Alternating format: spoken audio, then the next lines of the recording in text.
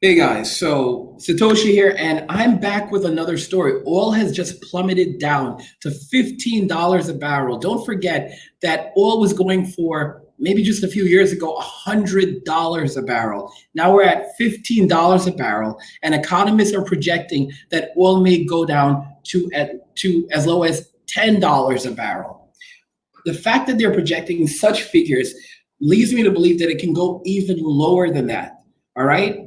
And here's the thing about oil: whenever the prices of oil slip, this has a massive impact on economies. It has an impact to such a point that wars often end up breaking out and economic instability follows. This is leading us into a major catastrophe globally as protests, unrest, and governments, not only government sanctions, as in the case of Venezuela, but as I said, civil wars, conflict, and other major socioeconomic issues and global issues occurring that often will spill into the global economy. Yeah.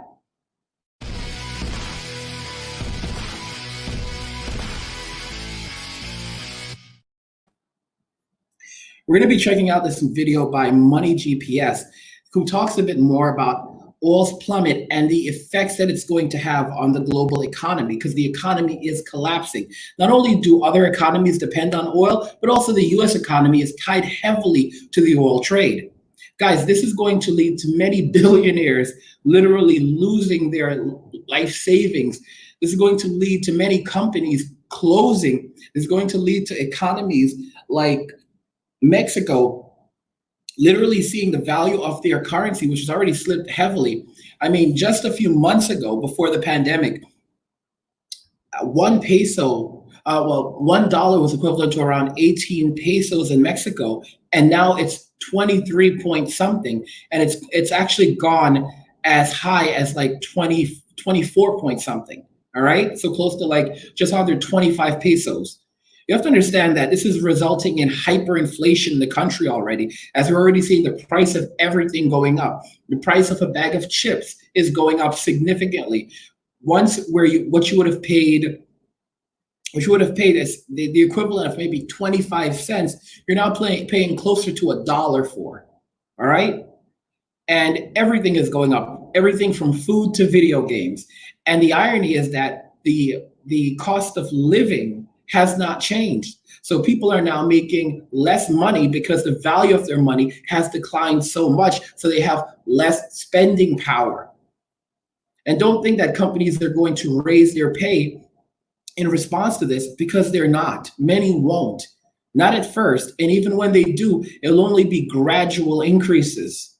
The governments are also very hesitant to apply stimulus, and a big part of that, I predict, is because they don't have the money to do that with. Only the US can afford to print a ton of money and not see massive decline in the beginning, because their currency is the currency that's used by the rest of the world. But as more countries say no to the US dollar or replace it with something else, you're going to witness as the value of the US dollar also begins to experience massive decline as a result of these insane programs that are providing stimulus to the economy. Don't forget that Obama's stimulus back in 2008 or 2009, that stimulus was right around what, $100 billion, if not less. All right. And the government has already pumped over around $2.4 trillion into the economy. And they're still pumping more, like another 2 point something trillion. I mean, guys, this is going from bad to worse. And of course, most people are sitting at home just like, oh, I want my cut of the money. I don't care what happens. I want my cut of the stimulus. Are you so sure about that? Because there are repercussions for everything. Don't forget that in not just in science, but in the natural order of things, in natural sciences as well. All right. In social science, every action has an equal and opposite reaction. And the reaction of printing large amounts of money, all right, out of thin air is going to have a stunning effect. The irony is that it's going to happen rapidly. because as the longer it takes for the economy to catch up to the insane amount of money that's being printed, the more rapid it will be when the value of our money completely collapses down. Economy is undeniably weak. Demand has dropped for everything other than basic necessities. Jobs are being erased, some of which will not come back. There have been major shifts in businesses that will not recover. As a result, bankruptcies will rise. This will put downward pressure on certain financial institutions. The derivatives connected with this debt will begin to spiral out of control. This is not priced into the equation. You came here for the truth, so let me unveil that for you. Do I have a wild one to show you? My goodness, this is going to be a very important episode. A lot in here. We're going to talk about oil getting destroyed. I'm going to talk about what's happening with the money supply. You'll see it's interesting as well to look into some of the effects on the stock market with certain indicators. I've got everything from top to bottom. Let's begin by taking a look at oil. Here you can see it right from oil. And I want to pause very quickly because there's an interesting comment that one of my subscribers actually put in the comments in the chat while we're streaming. And he points out that the Fed wants to expand their balance sheet to $8 trillion. Now, for some of you that say that this is a hoax, this is just fear mongering, I want to just show you something that I found just a little while ago while I was playing the intro and you were listening to the start of the video. So the Fed for the first time ever just basically expanded their balance sheet to rates never seen before. So this actually comes from CNBC. Coronavirus stimulus just pushed Fed's balance sheet past $5 trillion for the first time ever. The Federal Reserve sheet is now at $5.3 trillion, up 12.4% over the last week. Oh gosh. The central bank is greatly increasing the amount of treasuries and other assets it owns in an effort to keep markets and the economy afloat during the financial crisis. One thing that the Fed's actually doing is that they've now expanded into buying junk bonds. Junk bonds are basically bonds that you're not going to recover your money on. All right? But they're bonds that these companies are putting out, and the Feds are just handing them free money. Free money, all right? This is basically propping up companies that are essentially dead at this point. And the government is giving them loads of money because they are too big to fail. Because if just one of these companies fails, then it takes a significant portion of the US economy down with them because it triggers massive layoffs, not just in their industry, but in other industries that depend on their industry. A good example would actually be like Walmart. So the consumer industry. If Walmart reduces their need or their orders, for example, then a number of industries are affected. Manufacturing industries ranging from everything into power tools to egg production will basically take a massive hit. And that massive hit results in higher prices. Not only that, but the Fed printing all this toxic money, you're going to end up seeing the value of the money declining as well. So as the value of the money is declining, manufacturers are also cutting back on the products that they manufacture. And not only are they cutting back on those, but they're also pricing the existing products higher, okay? So this ultimately results in shortages, massive shortages of everything. So be ready for shortages of bread, be ready for shortages of milk, be shortages of video games like Nintendo Switch, PlayStation, all of that. We're already seeing shortages in those. Of even consumer products, all right, consumer leisurely products, okay? This is actually impacting not just the normal manufacturing sectors, but it's also going to impact Silicon Valley. This is something that you have to really consider, and you have to consider it that it's not going to get better anytime soon. It's only going to get worse.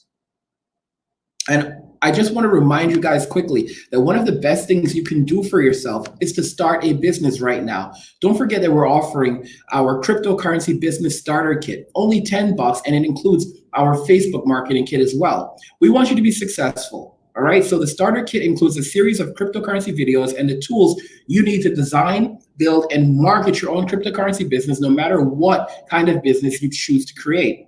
And on top of that, we're proud to include our Facebook marketing kit that will allow you to begin making serious money when applied in conjunction with the cryptocurrency starter kit. It's a $500 value, and we're going to give it to you for $10. You can find a link to it in the description of the video if you want to go ahead and check that out. I advise everyone to begin preparing now and to begin diversifying your income, building out multiple streams of income, because we don't have time for this.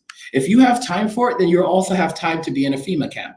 Because as I've said, the government is literally picking up people who do not have a place of residence and placing them into centers where other homeless people or people displaced by the COVID pandemic and the terrible economy are being huddled together. And we're actually seeing breakouts of COVID happening in these places as a result, because you're clustering all of these people into one place.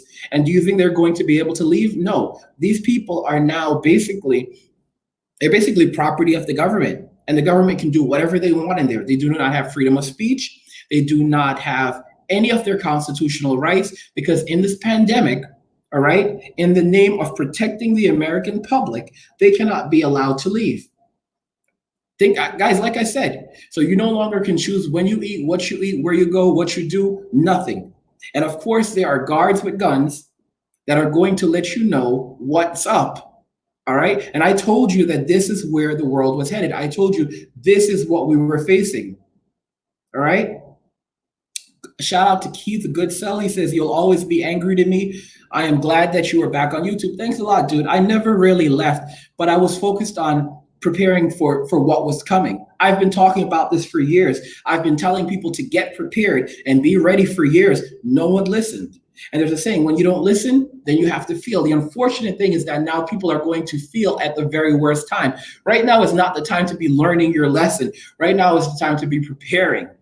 So for those of you that are going to be like running around, as things worsen, thinking that, you'll just make it through somehow, or some of you that are laughing about the situation and saying that you're just going to deal with it, let everything burn. It sounds easy at first, but it doesn't just all happen at once. It's a gradual decline, and things will gradually get worse for you, all right? Until you say to yourself, I don't want this anymore, all right? And people think that death is the worst thing that can happen to them, but it's not. It's the way you live, living in pain, suffering, misery, and of course, destitution, all right? Walking around in the same exact clothes that you've been wearing for days and not being able to have a shower. Those are all things that people have overlooked. Everyone thinks that they're ready to suffer, but no one knows what it's like to suffer until they actually get there and they're like, oh, this doesn't taste good. I don't want this anymore. And then they get angry. But by then, guess what? It's too late, because now the government owns you. We're going to go ahead and jump back to the video.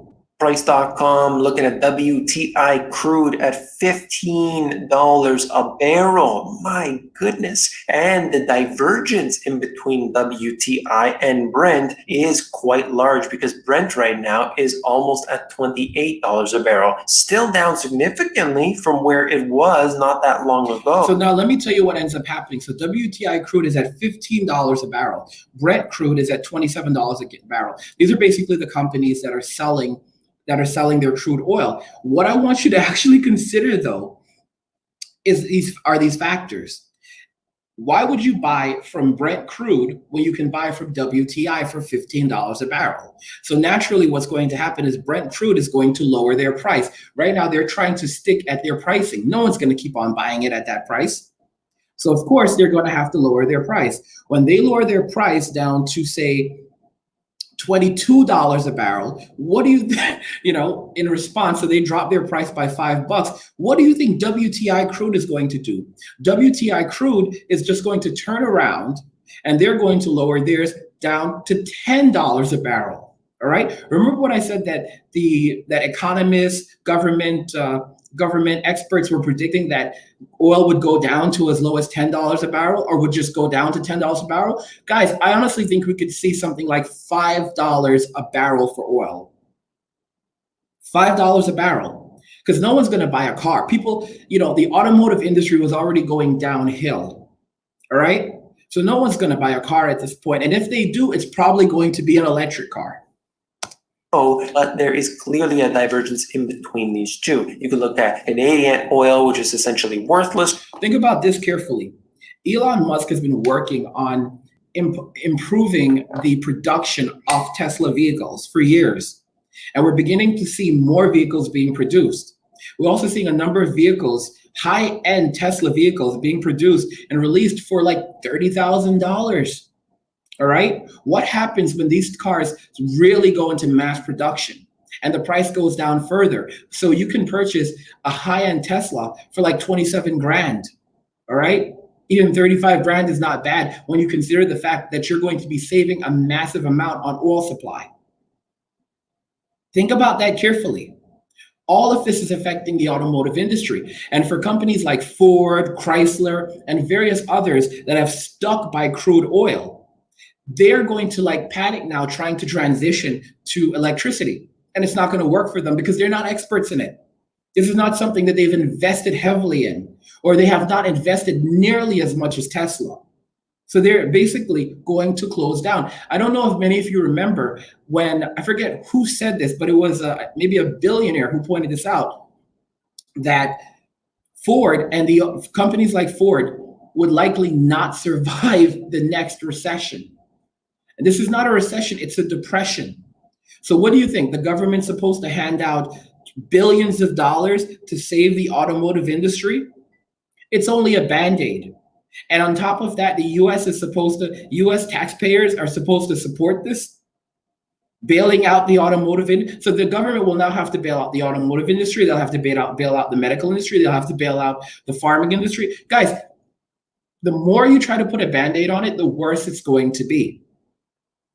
Okay, and while we'll have maybe moments of confidence, those will quickly be shattered by the actual reality of the figures, because people don't really like reality. They don't like the actual reality we live in. They like their own perceived reality. And I want you to notice something, that the baby boomers are heavily quiet right now.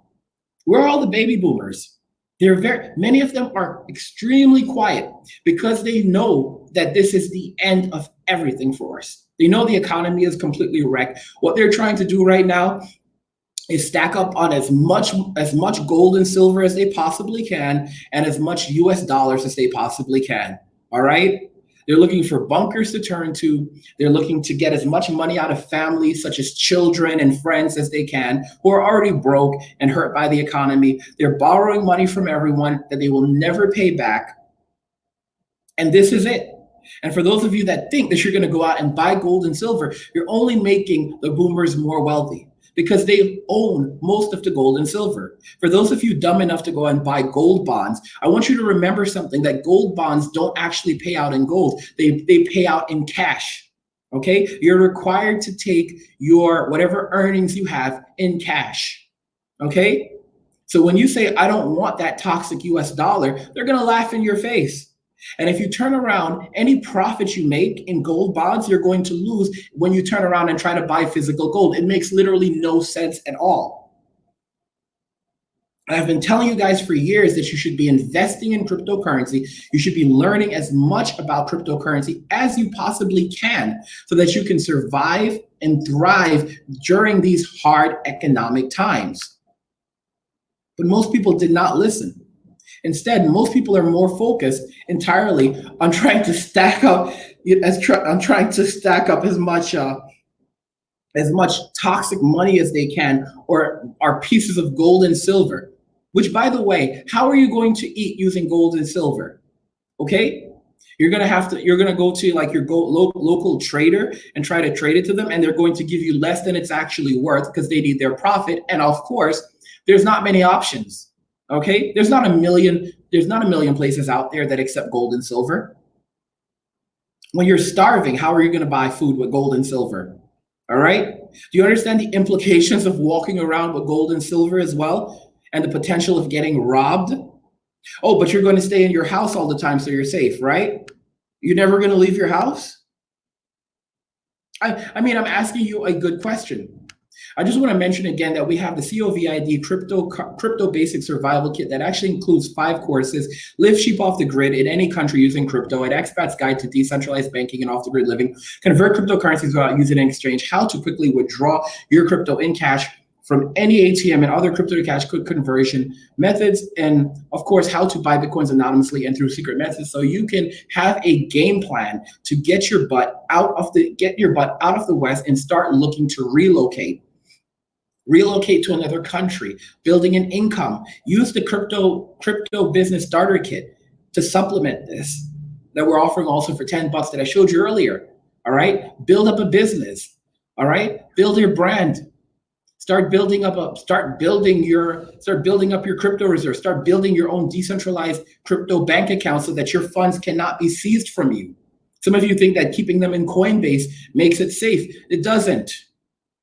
It doesn't. All right? Because this is the nightmare that we're in. The course is currently $7.99. All right? Usually goes for 10 grand. If you think no one's going to pay for that, and as things get worse, you'll be very surprised. You'll be surprised as desperation sets in. The most valuable thing that you can have is knowledge and information. Okay? And like I said, many of you won't even be able to afford it in maybe in a couple of weeks or probably a couple of months, because many of you will be too broke to do anything. Because some of you are like, oh, I have tons of cash right now. Yeah, and guess what? You're gonna watch as it begins to run out more and more and more. I remember my brother boasted about having $17,000 and started calling me names, telling me that I would never have an estate. Guys, I own a cafeteria, I own a hookah lounge, I own a club, we're building a patio, a rooftop patio. I own my YouTube business, which also I make ad revenue from. I own my Satoshi Academy business, my cryptocurrency teaching business. I own my streaming web platform, which you guys are going to be getting access to very soon. We're working on that to get up to 400 videos on that for you, so that you'll be able to watch as a ton of the previous videos that I've made talking about these things, and just a lot of things and some of it was entertainment. So you're gonna get access to all of that. Those are just some of the things that I own and that I'm working on. I also own my cryptocurrencies, all right?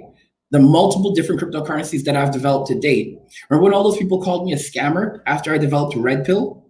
Okay, I've developed other crypto as well. And we're still working on those, and we're still working on decentralized platforms.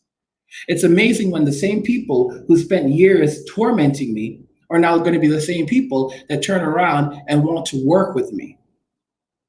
All right?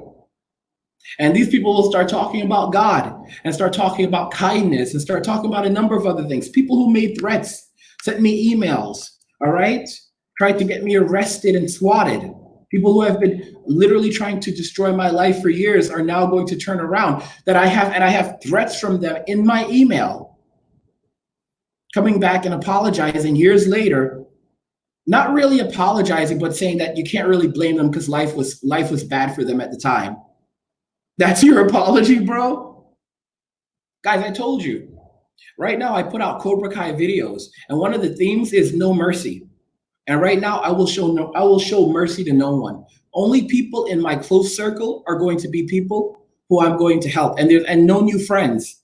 No new friends. I'm letting y'all know, no new friends. That's where I'm at right now. Okay? But let's continue listening to what GPS has to say, because people have been coming to his channel for years, calling him things like buffoon GPS. His videos have been literally demonetized on YouTube for discussing the crazy economic things that are happening. Well, now I guess people are listening, huh? Look at this video, 635 likes, only 4 dislikes. Those are probably FEMA warriors, future FEMA camp warriors. right now, look around and you're seeing a lot of variances. A lot of things are really, really messed up. You know what's happening. We've talked about Saudi and Russia and all of these other countries that are involved with OPEC and everything that's been happening. They said that they were going to do a cut. Nothing has really happened at all. The production cuts, from what I can understand, are actually significantly less than what they had proposed. So, of course, makes that entire whole fiasco that did result in a quick little spike up in the price and was quickly forgotten. But you know the way it works. These markets are volatile. Why is this happening? Why is crude going down? Because there is this massive glut of oil, so they say, and there is simply no demand. There isn't. This is a good point. So basically, Trump tried to negotiate a new oil deal pricing with a bunch of companies, with a bunch of countries. Mexico, however, said, no, we're not going to go with this pricing scheme, and we're going to just do our own thing. So Mexico is basically doing their own thing right now, even as the value of their currency declines. As I said, I'm in Mexico right now, and things are horrible here. Okay, supermarkets are empty. All right, Walmart is increasingly empty because people don't have money for food. There are limits on foods that you can buy as well, such as eggs. If you want to buy more than that, you have to go to like small convenience stores and then pay premium just to buy eggs in a country where the minimum wage is something like 100 pesos a day. Okay, 100 pesos a day, and it's costing like 65 pesos or more just to buy a carton of eggs. Okay, think about that. Just to buy a large carton of eggs. All right, just to buy a large carton of eggs, like 65 pesos, and they're limited to one family, one per family. If you want more, you're gonna have to pay maybe 100 pesos at a smaller convenience store, if you can find one that's actually open still, and they're going to charge you like crazy. And then to top that off, no one's working. All the businesses are on the quarantine, so you don't even have your job. So how are you going to get money for food? They don't care. All right, where I am right now, they've extended the quarantine to basically the end of May. So we're not going to leave quarantine until at earliest June 1st. All right, roughly around June 1st. And even then, there are talks of a longer extension. So this means, and this is probably going to be in the US as well. This means, for example, in New York, don't expect New York to come out of quarantine for a long time. Nope. And expect massive travel restrictions on anyone just coming from New York. Oh, did you visit New York? Sorry, we won't let you back into the state. You're going to have people who are from other states that can no longer return, residents from other states that can no longer return to their state because they were in New York, because they were in places that had large amounts of cases. A requirement for it as much as there was just a couple months ago. So obviously they see what's going to happen. It's just going to keep piling up, and the production cuts are not significant enough to make an end in that. The next 45 days are the, quote, most critical period in U.S. financial history, says stock market expert who profited in 1987 and the 2008 crises. Now, this is really big. That's a big statement. I don't necessarily know that that's the case, but I do know that these next few weeks are absolutely critical. When you look at it in how many different industries, how many different individuals, corporations, governments are all interconnected in this. It's not subprime mortgages. It isn't the tech bubble. We're looking at something that basically affects everything top to bottom. That's what makes this so serious. It's a global issue. There's a global slowdown, and all of the derivatives tie everyone together. After recovering a chunk of the losses racked up during the worst of the sell-off last month, the stock market finds itself at a critical inflection point. Quote, the next 45 days may just become the most critical period in U.S. financial history. While on average, we may face a bear market every 10 years, this one is like no other. Just a little insight on the individual here, a disciple of John Templeton. He's made money in these situations before, so he does have that track record. Even if we execute properly, the recovery will take some time, and a best-case scenario is a U-shaped recovery. The much-talked about V-shaped recovery is no longer in the equation because of the unprecedented combination of negatives with this crisis. As I said many times on the channel before, the V shape was a little bit ridiculous. Now they're going with a soft V, which I find to be a very funny term, but the U shape is what many have been claiming that will unfold. We'll see what happens here. Then on the third paragraph, unfortunately, this crisis has all three parts of the path. And here's something interesting about the U-shaped recovery. It's a softer V. So basically it's saying that first, they were saying that we've hit the massive decline and we're going to see a massive resurgence. Now they're saying that we're going to see a U-shaped recovery where we're going to see a longer decline and a longer bottoming, and then a more gradual boom spike in recovery. But don't worry, it's going to happen. You've got to be kidding me. You've got to, guys, you've got to be absolutely kidding me. Past bear market sell-off. Now you got to understand this when we're looking at all of the different possibilities. There's something interesting about this as well. The governments are trying to say that this recovery will actually happen faster than the recovery back after the Great Recession, which, keep in mind, I was caught up in. I ended up homeless during the years after that. All right? Lots of people did. And the government is saying that this is going to be a faster recovery than the 2008 recession. The feds have just printed $5.3 trillion out of thin air for the stimulus. And as Pink Elephant pointed out, they're pushing for $8 trillion, and that's not going to be enough. Right now, we're looking at a universal basic income because otherwise people aren't going to be able to survive or pay rent. And here's the irony. $1,200 checks won't cut it. For people to just pay their rent and have money to buy food, you're looking at a minimum of around $1,500 to $2,000 a month. I think it was Andrew Yang who said $2,000 a month makes more sense. All right? And I think $2,000 is the bare minimum for a lot of people. If you live in New York, you think your rent's going to go down from $1,500 for that tiny studio apartment? And if you think that people are going to be able to relocate to other states, as I said, many states are turning people away now, all right, as a result of the pandemic. So relocation won't be an option. If you don't have money to pay rent, you don't have money to buy food, then you're homeless. Because a lot of people don't have family right now to turn to. Their family is suffering. So if you can't move in with family and friends, and guess what? Social distancing guidelines stipulate that you shouldn't even do that. You should remain as distant from others as possible. And many people are now living in a state of fear. They're not going to want to take you in either. All right, when they barely can handle their own stuff, when they barely have space for themselves, or even those who are taking others in, they're going to be jam-packed. They're not going to be able to take anyone else in. So what's going to happen? Government sanctioned temporary, they're not housing. I don't want to call it temporary because a lot of people are going to be there for years, if not the rest of their lives. All right. And eventually they'll get the point. They'll be asking, when could I leave? When could I call my mother? When could I call my children? Or when could I go outside? And they'll be told, oh, there's information coming. All right. And, they'll tell them, okay, so we're going to be letting you guys out on this day. And that day is going to come and go. And then they're going to say this day, please just wait, please orderly conduct. And of course, there's going to be, military, there's going to be police officers, there's going to be enforcers, all right, all heavily armed to keep the peace. And things that happen in these places, we don't know about because they're basically shadow spots of the government. They're not like US prisons where there is proper regulation.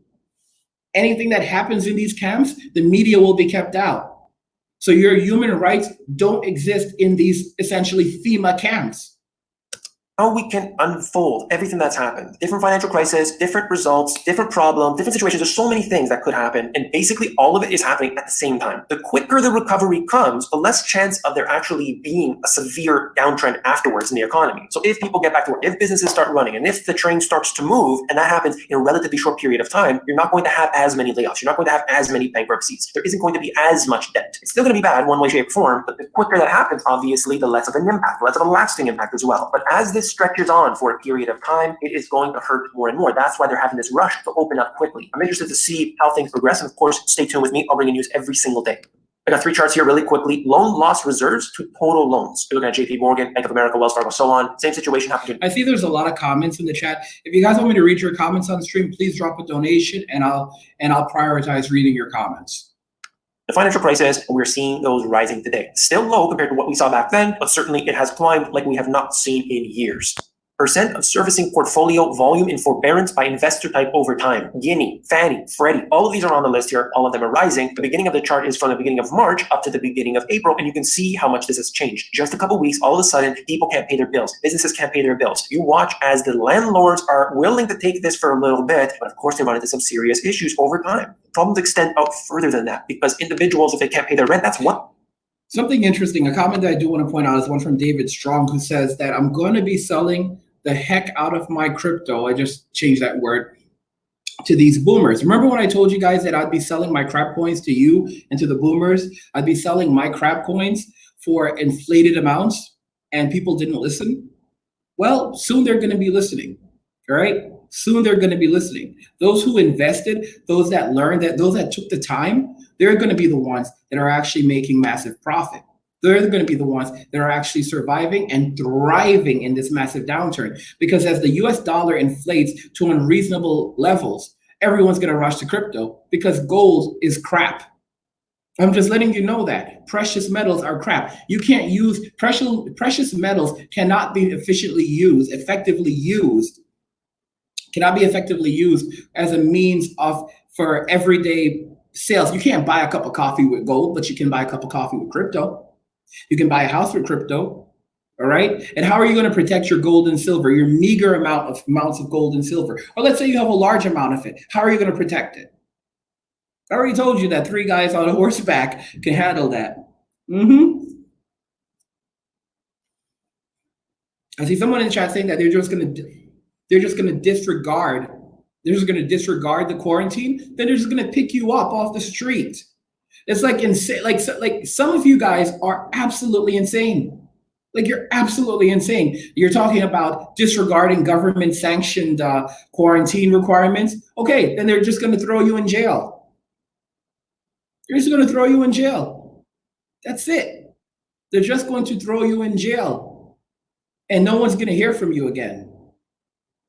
Because everyone thinks that they're big and bad until they go up against the government, until they are picked up by the cops, armed police officers who say, get in, or they just pick you up and take you away. But you're going to walk the streets and do this. Don't forget that we have the COVID Crypto Basic Survival Kit available now, all right? In addition, we have the 6-figure ICO bundle course with powerful crap coin mastery. So you're going to basically learn what crap coins you should be buying, when you should be buying them, how you should be buying them. And it's going to allow you to make a ton of money. We have what you ought to know about decentralized banking and how you can make tons of money off it bundle. We also have our cryptocurrency buy and sell bundle. For those of you that don't know anything about crypto, you were asking about the Crypto for Beginners course. We've actually bundled together an entire package creating our baby steps for beginners to pro bundle. Of course, we have make massive profit mining cryptocurrency so that you can begin mining cryptocurrency without actually having to have any mining software. We have live chip off the grid in any country using crypto, which is of course also included in our COVID Crypto Basic Survival Kit. We have crypto secrets they don't want you to know, using crypto to make profit off stocks, how to buy crypto anonymously and through secret methods, take profits perfectly, so make massive profits without taking massive losses. Of course, we have this course, how to profit and thrive during the global economic crisis, which we actually released last year in prediction of this crisis, all right? We released this course last year predicting that this crisis would take hold roughly in 2020. And I remember people telling me, I remember Mickey Turner saying, there will be no recession in 2020. Ha, ha, ha, ha, ha. All right, you're right, dude. It's not a recession. It's a full outright depression, which is what I've been calling it for years. I told you the next Great Depression was coming. People didn't listen. Good luck with that then. Good luck. Good luck in FEMA. Good luck fighting for food. Good luck putting up with this nonsense.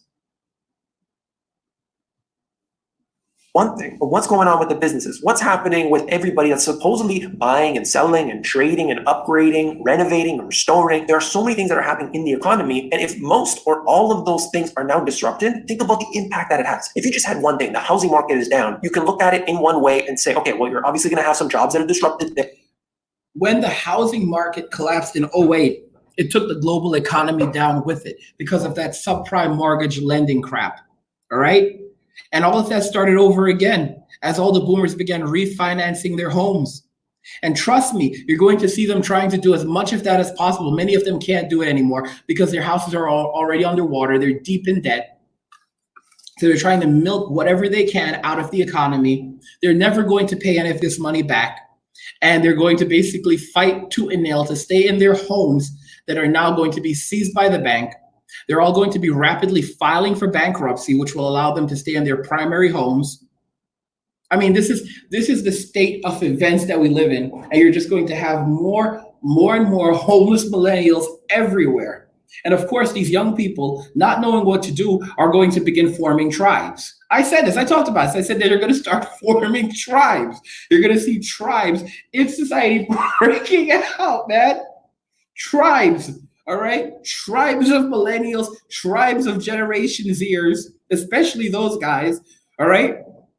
And when they come up to you and start talking to you and say, what's up, man? You better respond with something that they like to hear. There, the people that are affected in the banks, and also the construction industry, this is going to be impacted, this and that. But when everything just turns off, you know there's a big problem ahead. US speculative grade default rate to rise significantly amid unprecedented market turmoil. We're going to watch this go higher than where it did in the financial crisis. Out-of-work apartment tenants putting monthly rent on plastic. Number of renters using credit cards to make payments rises. More landlords absorb the transaction fees because essentially they want to keep somebody in there. They want that income. They're willing to take a hit here or there. Maybe they'll reduce their rents. Often that doesn't happen. They're going to accept payments on credit cards, which they're leery of in general. But at this time, they'll take what they can get. A growing number. And what happens when those credit cards hit the max? Okay? Because a lot of those cards are going to hit the max. Not only are you have MasterCard and Visa that are basically saying they're launching like 300 billions of dollars in credit. Like you're like, oh, we're going to be offering billions of dollars more in credit. Billions of dollars more in credit. From where?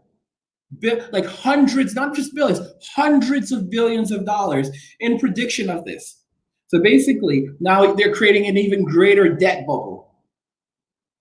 Number of Americans are paying rent by credit card, a move that is enabling more tenants to make timely payments. What do you guys think is going to happen the day that Visa or MasterCard can no longer recover the debt? They no longer have the money on hand. Because where's this money coming from? Where are they getting hundreds of billions of dollars for this? It's just more credit on credit. All right? So then what ends up happening? The government is supposed to bail out Visa and MasterCard? Come on, guys. And they already have tons of debt as it is that they're holding. Hundreds of billions of dollars in debt. And they're going to be they're basically going to be printing more credit-based dollars, all right, using more debt. So they're using debt to pay you. And when this crashes and burns, then what? As soon as Visa and MasterCard say they need money from the government to basically keep the credit card system afloat, come on, guys. Oh my gosh. The global panic is going to be rapid and significant. Rapid and significant, because that means that they won't be able to hand out any more credit because they don't have lots of credit. So people that have been living off that credit as well, and they say, oh, well, I can still charge another $15,000 to my Visa card. And then they get a letter in the mail, if even that, saying, maybe an email saying, sorry, probably from the website, sorry, we're unable to extend the original credit line that you were advised of. Please keep on waiting. We're trying to work with the government to secure additional funding as well as private lenders. We apologize for the inconvenience. A lot of times they won't even say we're sorry. They won't even say we apologize because they don't want to take any more credit than they have to, any more responsibility than they have to for it. And then the government comes in and says, listen, if we don't give them money, then it basically will only make the U.S. economy, not just the U.S. economy, but the global economy will even sink further if they don't have availability of credit lines, which is only going to lead to more people borrowing from crypto-based lending systems, because they're going to be the only ones that actually can lend anything at that point. Remember when I said I'm going to be selling my crap coins like crazy to you guys and to the boomers? Said that for many, many years. People didn't listen. People thought it was one big joke. And I'm just thinking to myself, like, who's laughing now? Who's laughing now? Because this is not a game. This is the reality that we currently live in, and it's not getting better. All right? For those of you that don't want to accept it, we're literally seeing panic right now setting in. All right? And this panic is only going to grow louder and louder as people realize that there's no help coming. As they realize that this is it. They're not going to, there's no going back in time. All right? And they're just going to have to accept a new reality of prison culture, where the entire world is not only on lockdown, but everyone's broke. All right? Bread lines are already ginormous. All right? Meat is a luxurious item.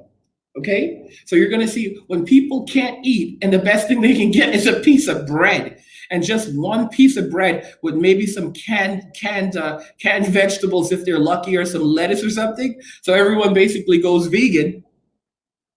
Then you're going to really see social panic. Then you're really going to see everyone everything completely going downhill around us. It already is. Potentially pushing some deeper into debt. Now look at the stats. About 84% of the tenants in the US have paid all or partial rent. I think that's interesting, because partial rent, if I pay $1, does that count? And essentially what they're saying here is that people are putting the rent on their credit card. The average credit card rate, as I've shown you before, is approximately 17%, despite the fact that we have seen interest. Everyone's putting it on their credit cards if they have them, because they don't even have savings. All right? So people are not only paying their rent using credit, they're not only paying rent using credit cards. Oh, it goes much further than that. They're buying food using credit cards because no one has money. All right? Don't forget that something like the average millennial has less than $400 for an emergency. All right? How are people surviving right now? The simple answer is they're not, but the government is not going to report on those figures. Instead, the government is only going to tell you that everything is good and everything is great. Even as you have 50 million people unemployed, they're going to say everything is good, everything is great. Even as the number of people unemployed skyrockets up to 80 million people, they're going to tell you that everything is good and everything is great. And that housing is available, all right? Housing is being provided under the supervision of the HUD department, by the HUD department in collaboration with FEMA. Yep. That's the reality. That's your new reality, guys. That's where we're at right now. Interest rates drop to the absolute floor. The interest rate on a credit card is still very high. There's a lot of risk there. I understand why they have a higher percentage than what would be on, let's say, a mortgage, but it's definitely a big spread in between what they borrow at and what they give you. The number of tenants paying rent with a credit card during the first week of April rose 30% compared with the same period in March. So we know what's happening here. Surely some of them are doing this because they don't want to process things through cash. They want to do it through some sort of plastic method for sure. I think a lot of people are having trouble paying up. Speaking of money, take a look at the monetary base. When you look at how much money has been printed into the system, how much has been pumped out through the deficits, the stimulus packages, and so on, it has been truly historic. On the right-hand side over here, you can see that it's just a straight line upward, even more so than we saw during the financial crisis, which was expected. There was also a few expansions along the way, QE1, 2, and 3, the different stimulus packages that they have. Regardless, So tell me, guys, how do you pay for all of this money that they're printing? Oh, it's quite simple. Higher taxes. So if you think you're paying crazy amounts of taxes now, oh, you haven't seen anything yet. I've been seeing this grow. I will give you some others here. We're looking at the M1 money stock. This has never climbed like it has right now. Again, straight up, you can see on the right hand. And don't forget that Social Security is almost out of money. All right? And any money that remains going to Social Security is coming from, well, payroll taxes. So if you have 30% unemployment and payroll is essentially killed, then then the boomers, they can probably hope to take home maybe 50%, if not somewhere between 30 and 50%, somewhere between 30 to 50% of what they would usually collect on Social Security. Because the funds in the Social Security funds are almost out of money. And you're going to begin watching more and more boomers rapidly retiring, okay?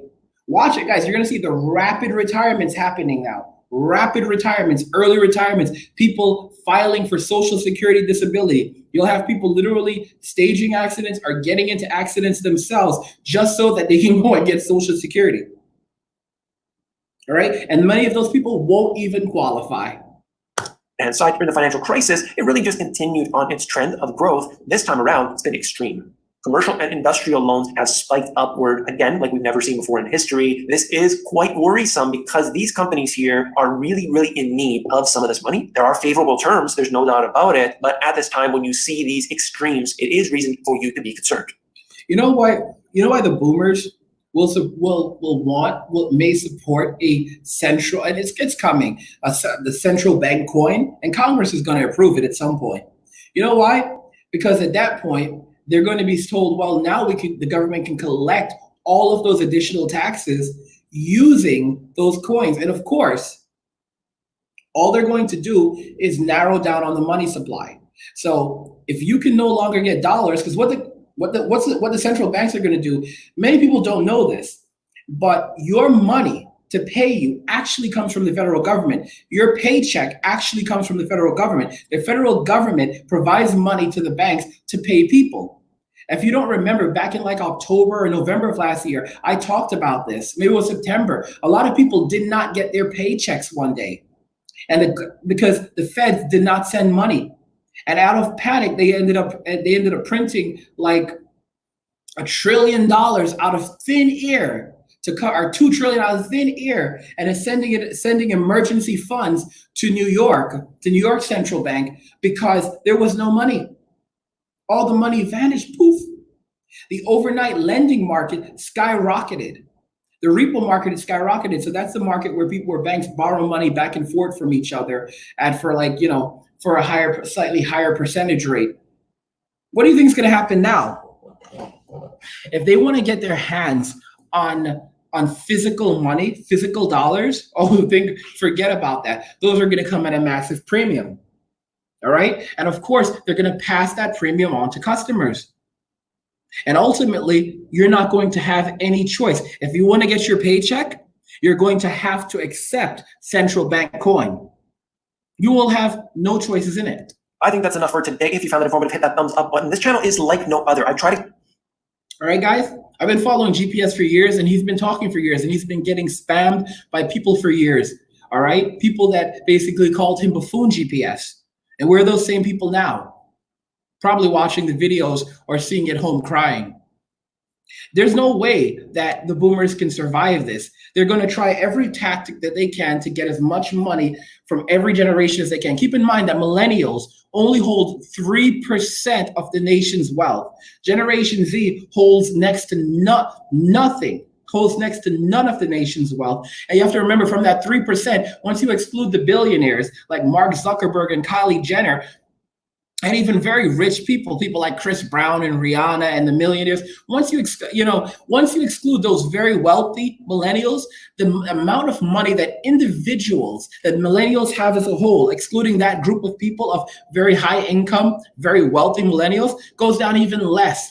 So millennials as a whole maybe only hold maybe 1%, if that, of the total wealth of the economy in the United States. So the boomers can't. The millennials don't have jobs, they don't have food, they don't have money. All right. So you can't take it from the millennials. You can try to, but there's nothing left. Generation Z is just coming into the world. They can't even get a job, so they don't have anything to start with. So they're stuck living with their parents, if they even have that option. So where is everyone right now? All right. What's going to happen? There are no options. The boomers are going to turn to credit. And when they cannot get more, because their houses are already crazy, the value of their houses, for those shacks, are already crazy inflated, right? So they're going to file for bankruptcy rapidly.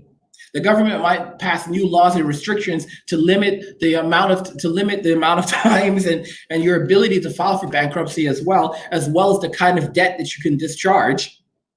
Because if they don't, then it's only going to lead to a situation where they have less money coming in. Like I said, those 401k plans that people are living off, you're going to see additional restrictions on them, preventing preventing withdrawals and additional penalties, significantly greater penalties, up to 50% or more if you withdraw early, which many people will do just to survive. All right. What do you do? And of course, then comes the UBI, which just makes things all the much worse. All right. So now the value of the money is declining rapidly because they're now printing money out of thin air to give to people, just like Venezuela. So now the US dollar begins to become like the Bolivar. Other countries that can't even get access to the prestigious US dollar are like, okay, well, you know what? Forget about this. So then you start to see other economies basically separating themselves from the US economy. As soon as one large economy dumps the US dollar, you're going to see more and more beginning to follow as they realize that they can't run their economy on the US dollar. So they're better off with something else like, oh, I don't know, cryptocurrency. And they sure as heck don't want their economies being run by central bank coin. Guys, that's everything I have for you. Let me know what you think about this as oil has plummeted down to $15 a barrel, and we're seeing major economic catastrophes as people are using credit just to buy food, just to survive, and that's going to run out in no time at all. And various industries are already starting to collapse. Let me know what you think in the comments. We'll talk more about it, and I'll catch you in the next one. Peace.